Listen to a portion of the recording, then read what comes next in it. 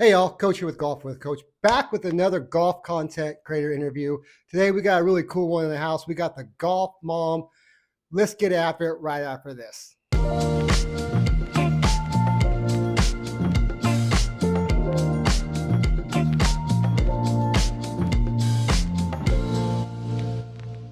I just got off the golf course and it was nasty out there. Where'd you play at? I played in a little town called Hopeville. It's about 50 miles west of here, in Hopeville, California. It was Okay. supposed to be a country club and resort. It was top five worst golf courses I ever golfed at. Shut up, really. It was bad. It was bad. Yikes. It was better. I think you're a Texan, so I'm gonna say this. I might get in trouble, but River Chase. So you won't get in trouble with me. I'm new to Texas. Okay, good. I have primarily played golf in Georgia Okay. and Alabama and Tennessee and a lot of the Carolinas. In fact, I would say I'm like mostly a Georgia and the Carolinas person. But I'll check it out. I'll figure it I out. guess we went over every year. My wife's family, they're a huge Raven fan. They're all from Baltimore, and every year we go to an away game. And this year we went to Dallas. Gotcha. Okay. And so the Nice Girls Golf, which is my cousin, which was actually my wife's cousin, she has a TikTok channel and stuff. So we kind of collabed one day while we were there and went to River Chase. And yeah, it would. I know it doesn't represent Texas golf, but it was not the best in the world. But this was actually worse. Yikes. Wow. Yeah, I was gonna say I've really only played 2 rounds in Texas so far. We moved here in the end of August, and the ground's hard. Well, I It's a little will. rough.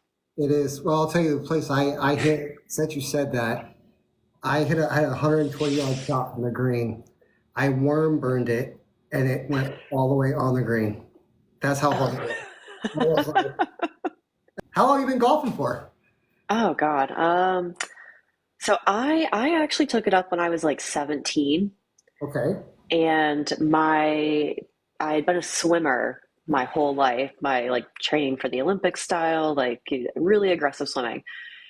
And I got really burnt out. I was looking at like all the SEC schools to go swim for. And my dad had made me a deal when I was like 12 that he'd buy me a car of my choice within reason Right. if I got a scholarship and covered college. And I was an international baccalaureate student, but like would do the academics, but it didn't like thrill me. Right. And I was like, well, what's a sport that they're giving out scholarships to that I can just try and see if it works? And if nothing else, I can keep swimming and I can just go to school for that, and that's what it is. So I gave golf a try, and I'm super, super lucky that I'm one of those people that if you show me how to do something, I can do it Mm-hmm. pretty quickly. And so Lucky. my dad used to show me the pages in Golf Digest of Michelle Wie swing. And Mm-hmm. I would sit there in our living room with like a stick and practice the swing. And then he eventually took me to a course. And so I started playing at about 17 and a half and got really lucky, picked up a golf scholarship in about 6 months to a junior college, which did get me the car. And then, yeah. And then I transferred out of that to a school in Savannah, Georgia after my freshman year so that I could play on a bigger track and Right. um, played until college ran its course, did 5 years, and coached for a year, took our girls to their first national title, There you and go. then didn't play, maybe played 6 rounds in 10 years since then. Really? As all Yeah. of a sudden, so why all of a sudden, like, hey, we're just going to start doing this again? I mean, it's twofold. Like I married my college sweetheart, whatever you want to call him, fresh out of college back then, and he Right. was super intimidated by the fact that I was good at golf. Um, and he kind of just put a damper on it. So I spent 5 years with him not golfing, and it kind of fell to the wayside. And then I moved to Chicago after our divorce and was single and golfing there. And it became a bit of a problem being good at golf in Chicago because I would go on dates to like driving ranges or putting greens or whatever, and it was not fun. It just didn't quite do it. And I married my now husband, and we just moved back to Texas, back to the South, and so I live in Texas now. And We've had two kids in 2 years, and realistically, I just want something that I know I'm good at and that Right. I enjoy doing, and I am good at and enjoy golf. So, There you working go. to get back into it. There you go. I've been only golfing, well, it'll be 2 years in January. And how has your mental health been? I questioned every life decision I've ever made up to this point. Yeah. People always ask, they're like, should I take up golf? And I'm like, look, I need to explain this to you. As someone who's been an athlete their whole lives in multiple sports, including riding horses, where you have to convince a very large animal to do what you want, there is no such thing as a perfect golf round. I've No. shot 67 and I've walked off the course and gone, I missed two putts. Oh yeah, I today I shot an 89, which I'm a 15. I'm like a right at a 15 handicap. Um, and I shot an 89 today, and literally I missed four putts within 1 inch. Yep. And Yep. you're like going, wow, that's the difference between an 85 and an 89. Uh, A yeah. couple of double bogeys I had because I hit I hit water hazard 2 holes in a row, same pond. And I'm like, yeah, I questioned every life decision I've ever made up to this point. But golf is the hardest thing I've ever done. Yeah. Hands down, the hardest thing I have ever done. Yeah. Just, it's, it's bad. In fact, I was in Washington last week and I was playing and I had a bad shot and I let a club fly. First time in 2 years, I just let it go. Just Wow. and our golf with looked at me and goes, "Are you even good enough to get mad?" And I was like, That's a good bird, to be honest. yeah, that's how we are. That's it. But and then I thought about what he said. He goes, no, but he was dead serious. He goes, no, think about it. Are you good enough to be bad or to be mad? He goes, you've been playing for less than 2 years. You're probably way ahead of where you should be he goes, you're a lot better golfer than what you're showing after 2 years. He goes, but are you really that good to get mad at a shot when you at this point you should have zero expectations Yeah. and just go out and play around the best that you can. And I was like, yeah, I hate when he's right. I mean, he's totally fair, and he is definitely right, to be honest. But I would say, like, I think the nice thing about golf is that you can hold yourself to like a standard of where you want to be and what you want to play, and it keeps you honest and it keeps you practicing and trying to achieve things. And I mean, like a good example is I haven't consistently played since I was 22, and I'm 36, so 14 years, and I still am going out, and I'm like, wow, I only hit four greens in reg. That's stupid on Right. on nine holes. Yeah.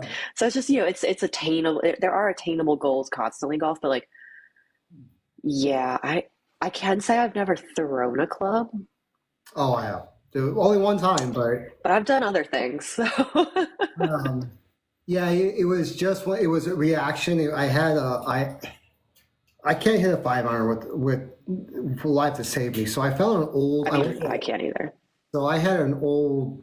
I found an old four hybrid in a corner at the golf course I was working at, and I was hitting it, and it was like, wow, I love the way this thing hits, but I'm hitting it way too far. So I cut it down, so I cut it down an inch Hmm. and a half, so I can cut the distance down, and it actually worked. And I just chunked it, and then it was like, but it was cold, it was Yep. rainy.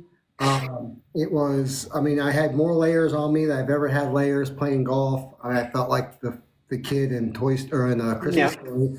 Um, there were a lot of factors into it, but I just got frustrated. I just think, and Yeah. then he goes, "Man, the club went further than the ball did," and I was like, Ouch. but Ouch. but it is what it is. That's what golf is. So, Hmm. so what got you starting to put? Because it's hard for me. To put yourself out there on social media and say, "Hey, look at my golf game." Yeah, yeah, that's fair. It was a perfect storm of moving to a new state and knowing literally no one. Um, Being three-ish months postpartum with my second child. I run my own business, and blatantly, I was like, huh, I wonder what will happen. So it was kind of perfect storm of being bored. My friend group is very small here in Texas right now. Um, I personally find pregnancy to be the worst thing that's ever happened to me. I hate it. I'm not a happy pregnant person. I really feel like I lose myself because I lose the ability to run and be active and do all the things. Like I have a couple videos of me swinging a golf club, swinging a driver at 9 months pregnant with both my children. Mhm. And each time you can just hear me go like, fuck, this is so stupid. This is the worst thing that's ever happened to me. But And you gotta look at it this way. You like performed a miracle. yeah, no, I mean, it's just this horrible thing that you do to get this really cute little thing that enhances your life. right. Um, but it's a little bit of like a loss of self-identity during that time period. So when I finished up having children, I was like, what can I do that I know makes me happy, that I'm good at, that I enjoy doing? And I was like, you know what? It's golf. I know I'm good at it. I enjoy doing it. I will say the learning curve here is that in college you don't pay for rounds. You're given a box of Pro V1s at every tournament. I bought my Callaway X22 tours before they hit the market for $300. Golf is expensive now. Oh So yeah, yeah. that was wild. I raced cars for many years, and I stopped racing, and when I stopped racing, I'm a guy that has to have a hobby. I got to be doing something. If it's riding my motorcycle, or racing cars, or I got to be doing something. And my brother-in-law was a golfer, and he's a really good golfer, so I took it up. Yep. I was thinking it was going to be. It is a lot less expensive than racing, but I mean, I have one club that's worth $900 in my bag. Yeah. It's Yeah. insane. Now, did I pay? I didn't pay that full price for it. No. I mean, it was, but if I had to replace my driver with the shaft on it, with the upgraded shaft and everything I did to Yep. it, it's $900. Oh yeah. And you have to include the cost of like getting fit Yeah, and being on the simulator and everything. So like yeah, there's so many layers going to it. But yeah, I didn't realize, not that I didn't realize, I'm a human. I know things got expensive, but like I maybe didn't realize how much it would cost to get back into golf, which is completely fine. You've got to have a hobby. But I was like, well, if I'm going to do this, I'm going to actually get back into golf. I first of all want to try and play tournaments again. right. Nothing big, nothing crazy, but I'm also going to make someone join me on this journey because if I'm going to do it, I'm Oh, not doing it we're alone. doing this. Yeah, I was like, oh, let's do this. I like, what other time in my life am I going to have not only this much time, but this lack of intense social circle living close by? Like, literally, all of our friends are still in Chicago. And so we've made, daycare friends, whatever, Right. since we've moved here. And I'm sure it'll continue to grow. But I was like, wow, I have this little bit of like free space and I can fill it with golf and I could probably make friends at the golf course. Right. And let's just see what happens. It definitely took off a little bit more than I expected, or at least a little faster than I was expecting. Not that it's ginormous in any capacity, but it is really nice to just not feel alone while I'm swinging over the top and getting the feel of everything back. Right, right. So, far as like the golf ball, let's take the title, and I titled this "College Golfer to Mom Golfer." Tell me Hmm. what that balance is like. Yeah, it is a balance. I would say I am not.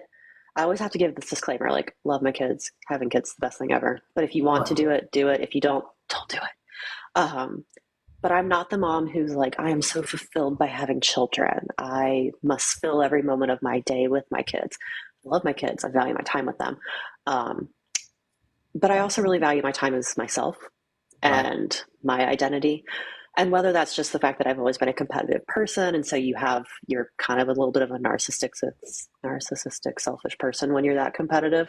Mhm. Um, who knows? But the balance for me is a lot of like our oldest is in daycare, our youngest we do a nanny once a week so that I can just have a day where I can get all my work done, I can go golf, I can do whatever I want to do and just You be can me for do that day. content creator interviews. Yes, yes. Of which I've warned my husband, and so his Uh, door should not open. But if you see a tall man walk through who that's looks very all. startled, he doesn't even have social media, so he has no idea. Oh, really? Any of yeah, he has no social media, and he's hit golf balls 4 times in his life. Um, so he's just along for the ride. But I mean, the balance for me is just going like and being really firm that like this is the boundary, this is what I need. And we're really lucky. My mom is close by, so some nights she'll hang out with the kids, and I'll go to the driving range and try to hit. But I guess it's a bit of luck too that I'm in a phase of life where I'm really just trying to rebuild my swing and get my strength back, so I can do a lot of the things that I need to do from the house, whether that's just putting, getting my, and like people always think, oh, I have to putt at home. It's not going to, it doesn't matter what you're doing at home. It's your stroke. So if your stroke is not pure, no matter where you're putting, whether it's on your hardwoods, the carpet, the putting green, whatever, it's not going to work. So I can spend a lot of time actually utilizing like a straight edge on the hardwoods and just getting back into that pendulum field. Mhm. So there's just little things like that that I can kind of fit into the day around the kids. My youngest will be going to daycare in January, so my time is about to get exponentially larger. Mhm. Yeah, so I'm probably going to start playing a round on Tuesday and then hitting the range at least once a day now. So I'm once January hits, which I'm super excited for. Right. See, I'm blessed. I guess my youngest is 17, or almost. You're like on the freedom trail, like I'm on the, and we're a blended family, and we have six between the two of us. She has two, I have four. Ranging from the age of so many 27. kids. Well, for us, it's kind of cool because they range from 27 to 16. Wow. Um, we really have two we have a 17-year-old, my stepson's 17, and my son is 16. Rest of them are over 18. Yep. So at 16, they don't want to hang out with me anyway. So, Yeah. um, and I coach football, so from my afternoons to evenings, obviously is taken up most, during football season. And I coach at two different schools, Okay. two different seasons. So my mornings are really, I probably should go find a job. Probably. My wife would probably love that, but a regular job, but instead of this. But um, for me, I have a lot more free time. Yeah.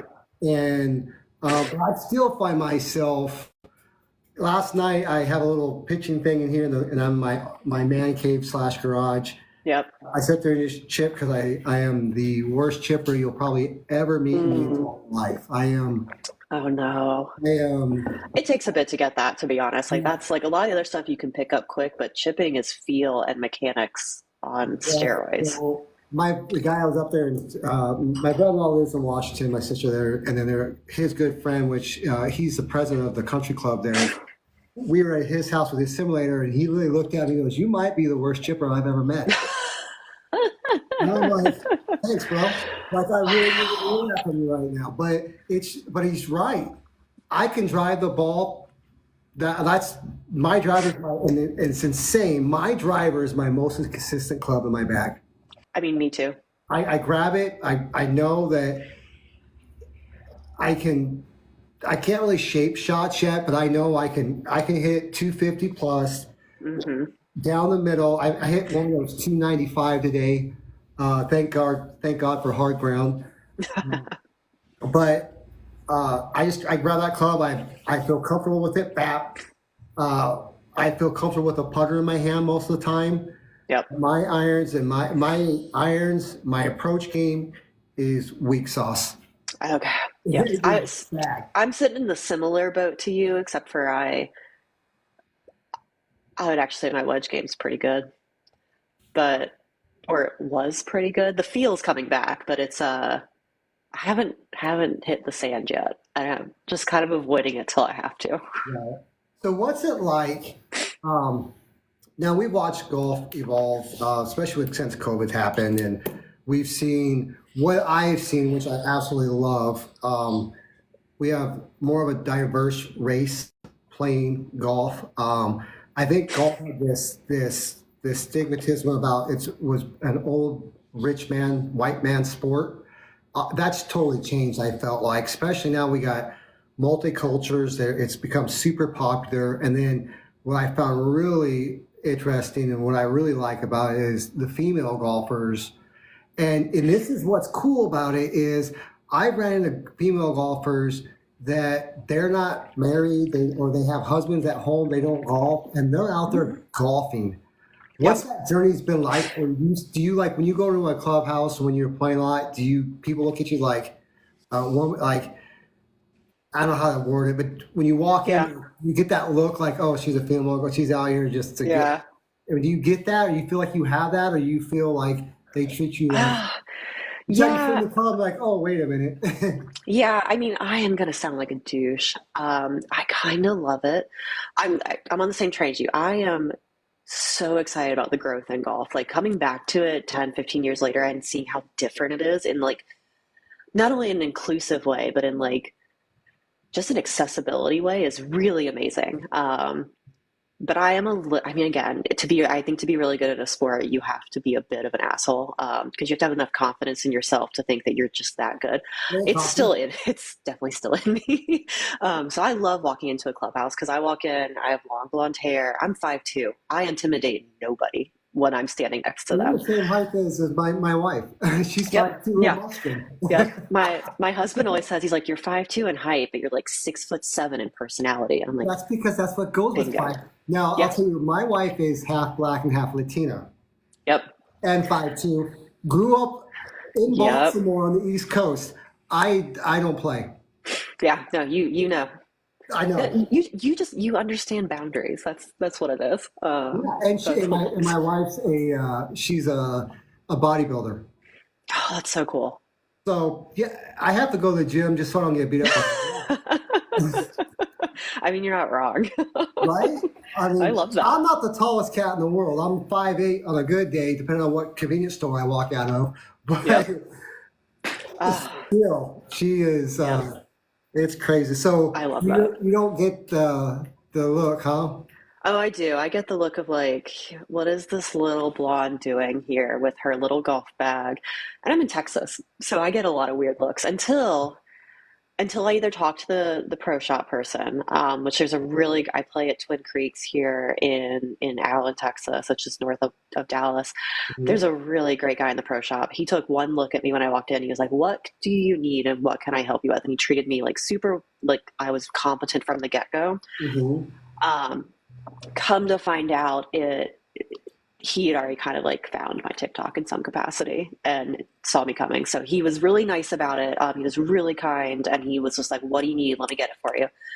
But I get all those looks until I get to the driving range and I do all my stretches and I have like a whole stretching routine that I do. And then I always start out with a little like, I always take my pitching wedge and just do 3/4 half shots for the Mhm. first like 10. And then I go straight into my driver and really work the knots out in my shoulder that way. So, because I have a very short swing and I have to start elongating it from the get go where it gets a little stiff. That's what I Um, do. and it's the minute that I hit my first drive that I get complete respect. Right, and you're like, oh, yeah. Yeah. Um, I can honestly say I don't think I look at girls that way, or just because. Well, my mom was a mechanic at one time, so like I don't play Yep. the girls can't do that. And the football program that I coach in, the head of the football, the head coach is a female, Oh, that's so cool. which I coached her when she was a freshman in high school. Oh my God. So I've never been the oh look at oh she's a girl Yep. because I played the girl that fitted my driver it's Sarah we call her she's on TikTok Sarah the club fitter. Oh, I think I've seen her. She's a little tiny thing, she's a little Yeah. tiny thing, and one heck of a golfer. Like Oh, she yeah. is good, and um, I met her through a golf tournament I did up in Phoenix, and she was my driver. Like I said, it's my favorite club and the Yeah. best. And I'm not saying that just to be macho manly, but she did a great job. Yeah. Oh, yeah. Well fit clubs will just, they're like, it's actually the reason that I have yet to start looking at upgrading all of my very old clubs. Simple fact Okay. that I want my swing back before I commit to that because I don't want to buy something. I don't want to go get fit and I want to go look at grips until I fix all the little tweaks that I need to fix and I, am back into enough swings that I'm like, okay, this is consistent enough that we can go get fit. We know what we're hitting and we can actually invest in what's going to take us to the next level. Right. That's where I'm at now. I had a set of basically from my 5 wood down to my 60 degrees, all Lathers clubs. And the reason why Yep. I use Lathers is because they sent me these clubs to do club reviews on them. Yeah. So they sent me clubs. I used them. And I was like, cool. I don't have to buy clubs. But I think I'm at the point now where the next step is getting fit for irons. And Hmm. so Yeah. It makes a huge difference. My my something has to first happen. Oh yeah, no, my first set were Nike slingshots, which I will never forget the little ping that they used to make. It was fantastic. Um, and then I went and got fit because they were cavity back, like they were thick. Like pitch and wedge Mhm. was like, I mean, they were thick clubs, and It's so not good. yeah, like I mean, like they forgave. I mean, they forgave a lot, but they were great when because my issue when I first started golfing was that I was very strong. My average drive was between 280 and 310. So Yeah. yeah, so I could bomb it. I just maybe sometimes didn't know where it was going.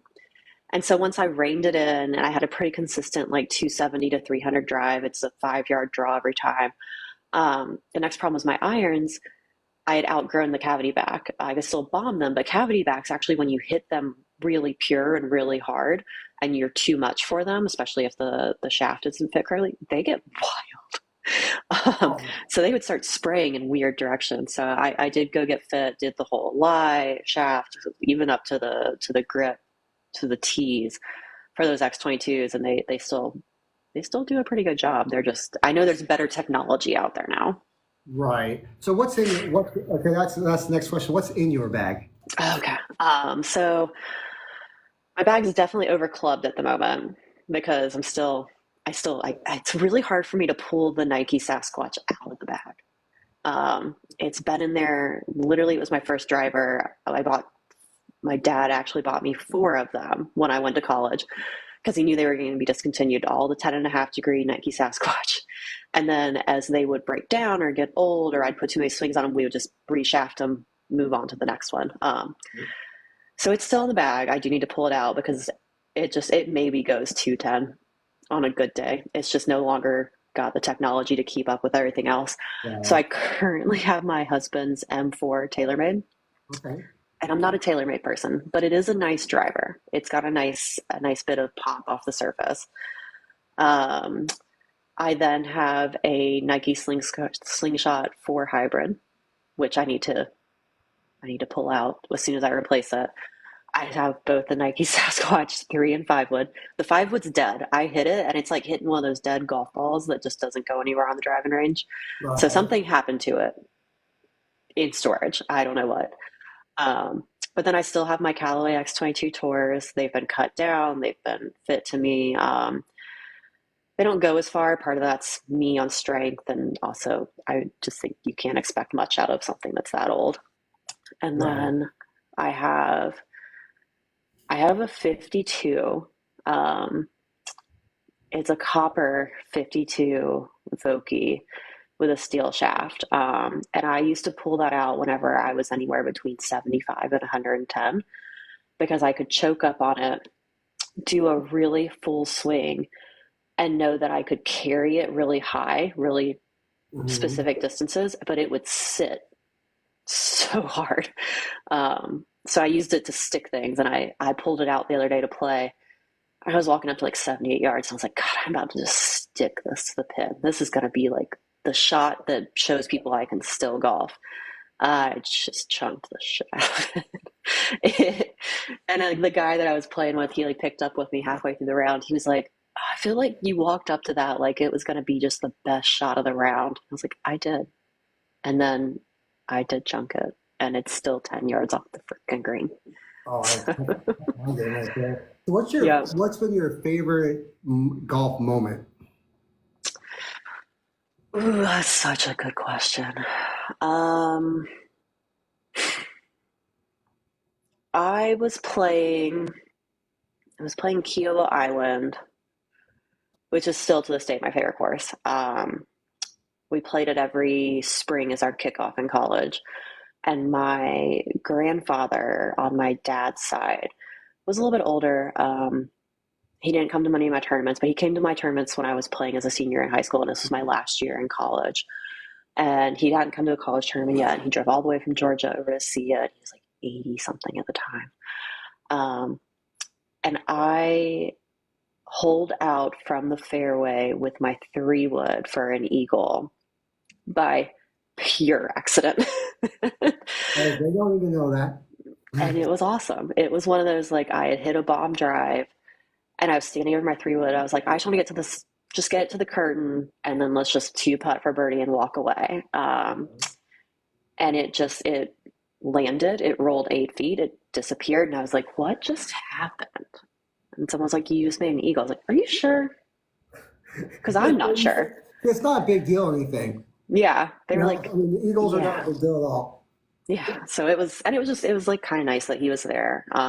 That's awesome. Because I had previously holed out one other time with my 3 wood, and it was a tournament I was playing 2 months into golfing, and he took me, and it was on his birthday, and it was at a dirt track of a golf course in Dublin, Georgia. And it was just kind of funny that like anytime he showed up, these like weird 3 wood shots would pop out. I'm like, oh, okay, cool. I guess I'm just gonna take 3 on this and run away. Yeah, for sure. And you already mentioned your favorite golf course. I'm going to ask you again, what's your favorite golf course? I mean, it's definitely Kiowa as far as ones that I have played enough to know they're really, really good. Which, like, I mean, I don't think you have to tell anyone that Kiowa is really good. But like, favorite that I could play or favorite that I have played. I bet you have played on. Okay. So I like Kiowa for what it is. I mean, I don't think you can knock it. It's a fantastic course. It's well kept. It's well taken care of. The sanctuary is the coolest place to stay, especially as a college kid. Right. Um, but there's a little resort in Raleigh or Charlotte. Maybe it's Charlotte. I think there's a little resort in Charlotte called Ballantyne Resort, and Tiger Woods owns the penthouse. It's just this kind of quiet little country club looking course. We used to go up there and play against. I think it was Wingate or something, but one of the other D2 schools. And it's just a weird mix of a course. It has like link style, and then it has these huge bent greens, like high elevations, like probably 150-yard drops, and then like 100 yards up into a par three. It's got a five. It's got a par five that probably goes up like 7 stories. Um, it's just cool. There's dog legs there. It is the least bored I have ever been on a golf course. You don't get a chance to get comfortable, use every club in your bag, and it's well taken care of. It's well manicured. The greens are bent grass. The bunkers are deep. Um, so if you get in them, it is a problem. And there is a lot of water, but it is one of those that, like, it's a very rewarding thing. So if you play the par five uphill really well, they reward you with a really deep drop into a par three that you can just stick it to the pin. Mhm. But if you play it poorly, you're probably going to, it's a very good risk reward course. Right. What's your dream foursome? Oh, I would do a lot to play around with Annika Sorenstam. I would be Annika, it would be Tiger, and I think it would actually be, it's a hard choice because like I would love to say Michelle Wie. I think she did a lot for golf and is very underrated for what she did for golf, especially in the beginning of her career for women. Hmm. But I really like Lorena as well. And I think she kind of has not necessarily been forgotten, but she was that person coming behind Annika, and she was very unapologetically good at golf in a time where it was not necessarily well received to be that confident Hmm. in what you are and who you are and what you do. So I think her. I think I would love to play with her. Mine would be, and mine's kind of trippy, but I guess I think there's probably, oh, I'll say this. I think there's different levels of golf. Um, like for a guy like me, I would say I'm a weekend warrior, but I golf 3 or 4 times Yeah. for sure. But there's guys that like a week ago, a week and a half ago, I was in San Diego, Ramona, California, and I played with the guy that played in the U.S. Open, Oh, that's and so cool. he's 48 years old, and he's trying to work to be on the senior PGA, Yeah. and it's just a different level of golf than I played.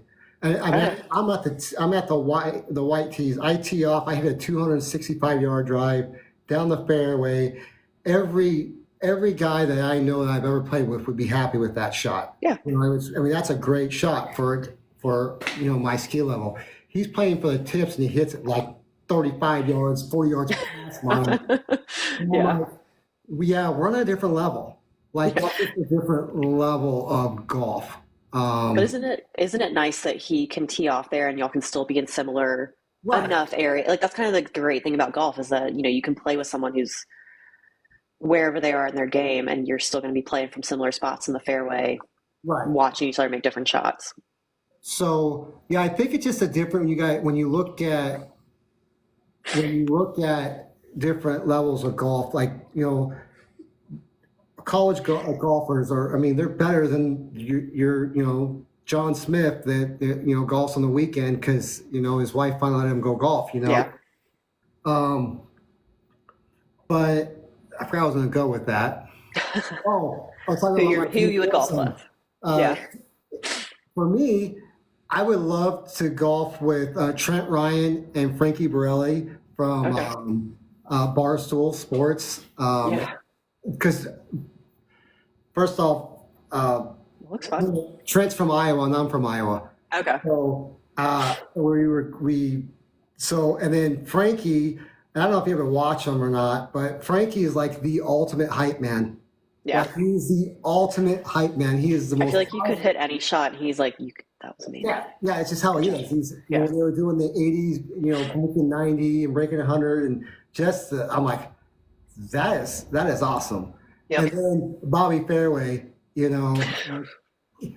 just that guy cracks me up. I, he's just funny. Like Yeah. he's doing this cameo deal and he's competing against Santa Claus, and he goes, "That's that." See, that's my sense of humor. Yeah, me too. And I'm like, so I think those three would be a blast Yeah. to golf with. Now, I would love to golf with Bryson Hmm. and probably Scotty Scheffler. It's probably they're my two favorite, Yeah. pro golfers, I guess. Yeah. But yeah, that would be my dream foursome for sure. So I've played one hole with Jim Furyk, and that was pretty cool. We used to play TPC Sawgrass in the end of the fall mhm. in college, and he and VJ and Sergio all have houses out there, and so they would pop out because you've got 30 colleges women's teams showing up, running around the course. Mhm. People show up. But Furyk lived on one of the holes and he would always tee off with a group every so often. And it's just like his swing was it's just so cool to watch in person. I would suck with it. It's not a swing that I could pull off, Right. but it works for him. And he's just really chill and nice. And it was one of those I was like, I'm not ever gonna be able to get this second back, but it's pretty freaking cool. Right. Now, let me ask you, when you were doing your tournaments and stuff, what was your preparation like? Like say, I'm a football coach, Yeah. so there's certain things that we do with the players to get them ready, and then the pregame, Yeah. routine and all that stuff. Tell me what that was like for you getting ready to go Yeah. to the tournament. Yeah. So I first of all would say I wish I was then who I am now, because I think with all the life experiences I've had, I just think I would have gone pro if I hadn't been a teenager, early 20 something who didn't know what she had.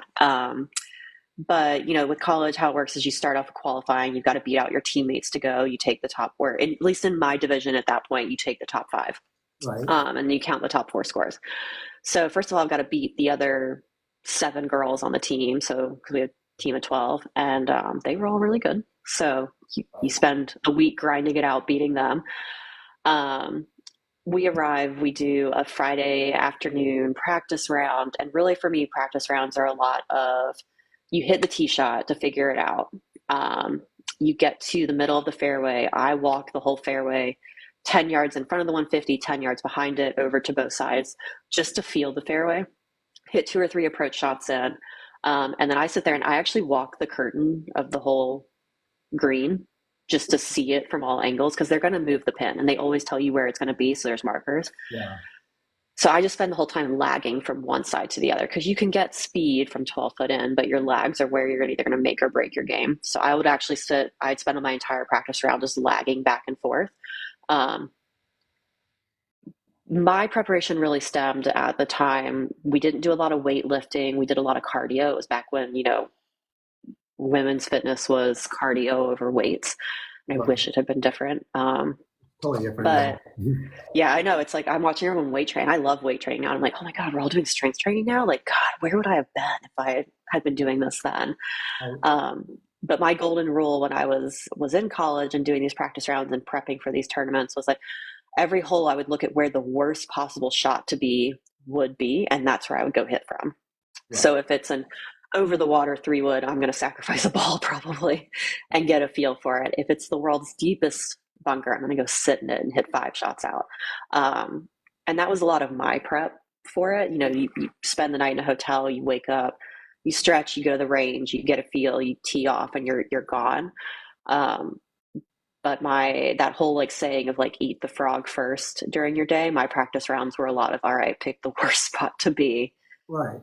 just go get there. Go see how bad it can really be, so you know whether or not you can mentally beat that pool to hit to that spot Right. during the round.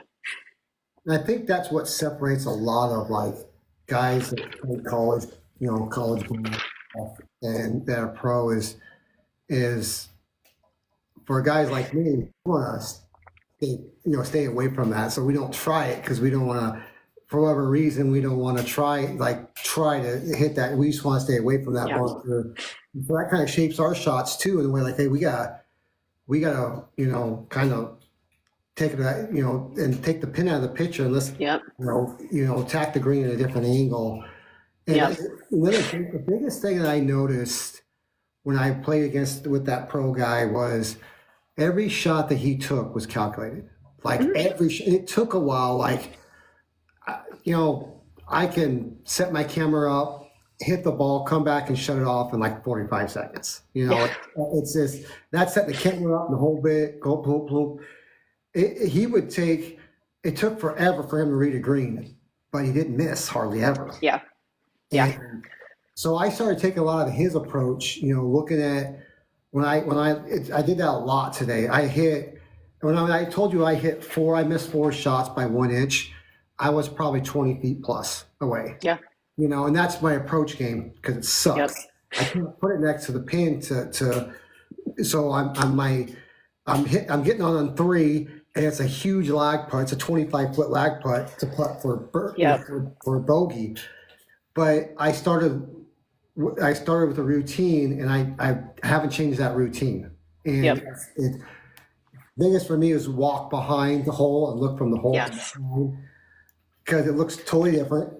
Oh yeah. And then you kind of do your adjustment off of that. So that was the biggest thing for me was just, especially on the green, slow down, read it, and be consistent with your pre-shot routine. Yep.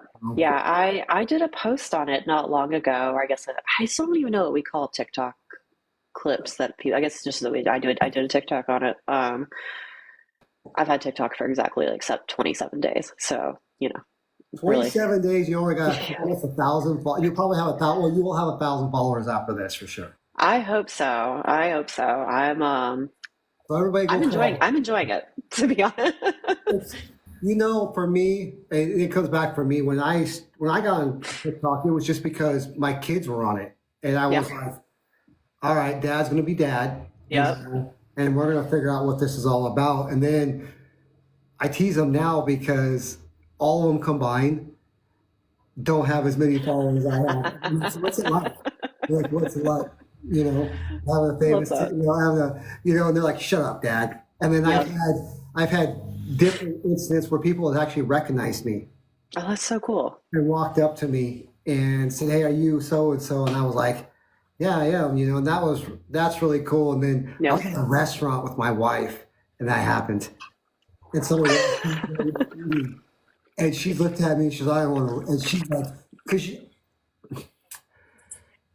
I guess she would say I'm a little full of myself. It's jokes, but I look at it, I'm like, babe, this is going to happen more and more often. So we just got Honestly, shut the up. second I can do that to my husband, I'm gonna say that like life has peaked because he does love to give me shit. He's like, you're not. I'm don't think I'm easy to live with in any capacity. I'm very self-aware in that way. But I'm pretty easygoing in the house. Like if he has something he wants a certain way, I'm like, I don't care, just do it. We get to the golf course. He's like, this becomes your entire personality. You become suddenly this ginormously confident human who's 6 foot tall, and you don't let me live anything down. I was like, oh, true. So Yeah, so the it's just a fun part of me. yeah, So that's been a lot of fun. All right, so we're gonna finish because you have to get going here in a couple minutes, right? I have daycare pickup. There we go. So we're gonna go some rapid fire questions, Okay. and we'll get this all done. Favorite color? Oh, black. A lot of women say that black. I know. Uh, I just like wearing white on this shirt is actually freaking me out a little bit. But it's one of those. It's from For All, and I freaking love it. So I was like, I'm gonna wear it just to make myself feel cool. favorite food? Italian, anything. Food's just so it's got so many different ways to be good. Yeah. So favorite drink on the course? Do you drink? Oh shit. I can't. Okay, so I am trying to learn how to drink on the course. I have tried 3 times now, once in Montana, once in Savannah, and once here in Texas. And I am too competitive. I'm too worried about where the golf ball is, how to get to it, what my next shot is going to be, where the wind is, how the grass is looking, that I forget there's an alcoholic beverage and I don't drink it. All right, so we need to work on that. That is like, it's actually like on my 2025 bucket list is to leave a round of golf kind of drunk. I've learned, I've learned the last probably 4 months is to chill out. And my golf game has gotten so much better. Yep. Just chill out. Now I don't Yep. drink. I'm not a big drinker. I'll have a cocktail. Me and my wife will Yeah. have a cocktail with dinner once. I'm not a big drinker at all. But just learning to just chill out. Love to be the person that could drink a margarita while playing golf. Like it's literally on my list of because we have the Frisco PG course here, You know? and they have that little 9 hole course. And like my husband and I have both like said like 2025 we're gonna make that course my bitch. It's never gonna be his bitch, but I want to learn to drink on it. She says, never. No, we've played it once, and he tied me on the first 2 holes, of which were like super easy pars. And he was kind of he's always jokingly giving me a ton of shit that he's going to spend a year learning to golf and be better than me. And it's just been the most rewarding thing to have spent 5 years telling him that that's a joke, and having him like He just to hasn't taken his year fruition. yet.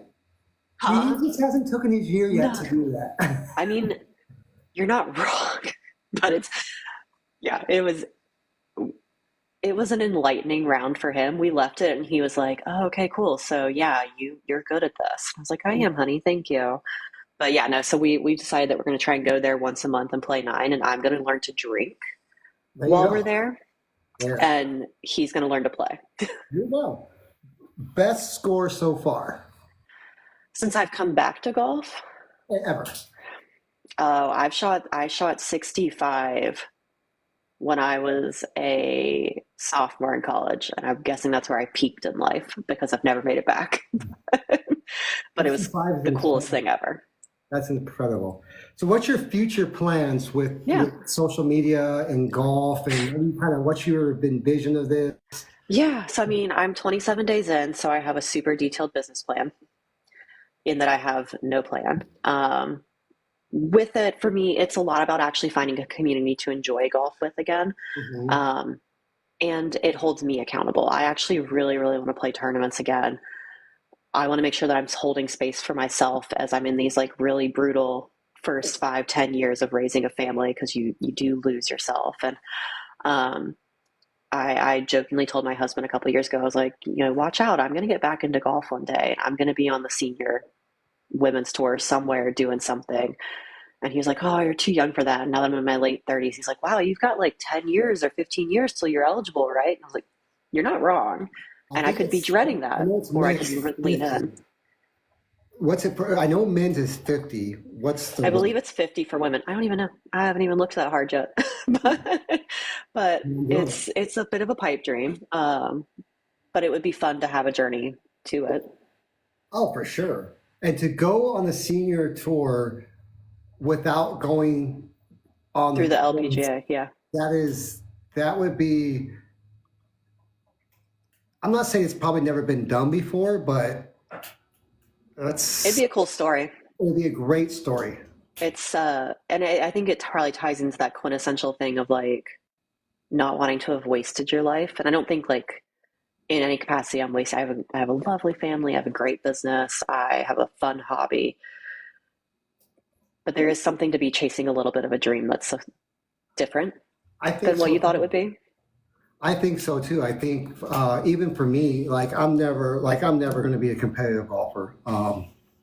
I do charity events and I Yeah. do those things, and but will I ever say that I'm going to run and just go play in a tournament? I mean, we do have like a city tournament here, but the same guys won like Yeah. 7 years in a row. Like I'm never going to beat that guy.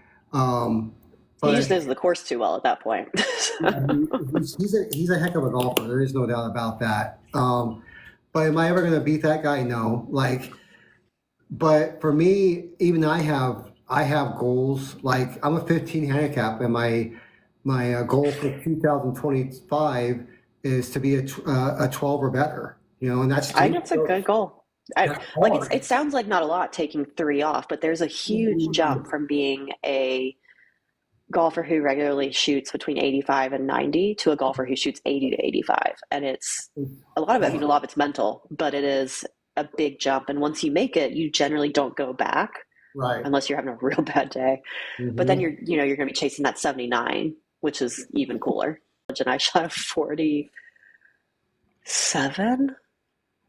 on the front. I mean, I did everything wrong that you could do. And I was like, well, I can either just make a bunch of birdies and stay in the 70s, or I can acknowledge that I'm going to drag the team down. My score is going to be thrown out and I'm going to suck today.